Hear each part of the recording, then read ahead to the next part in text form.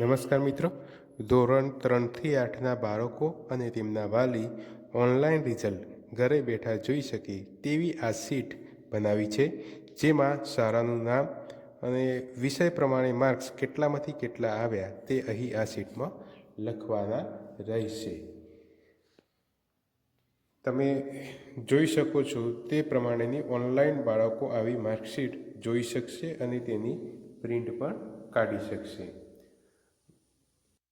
અહીં સ્કૂલના છેલ્લા 4 આંકડા નાખવાના છે, પછી વિદ્યાર્થીનો રોલ નંબર અને ત્યારબાદ એમનો ક્લાસ અહીંયા નાખી અને પરિણામ શોધો પર ક્લિક આપશો એટલે આ પ્રમાણેનું રિઝલ્ટ બાળક જોઈ શકશે.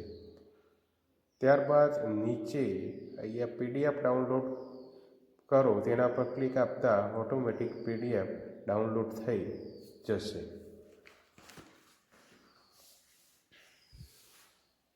આ પ્રમાણેની PDF ડાઉનલોડ થઈ જાય છે.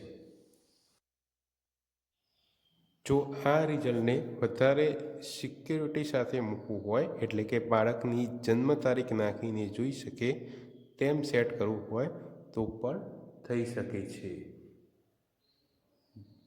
જેથી ફક્ત બાળક પોતાનું જાતે જ પોતે રિઝલ્ટ જોઈ શકે.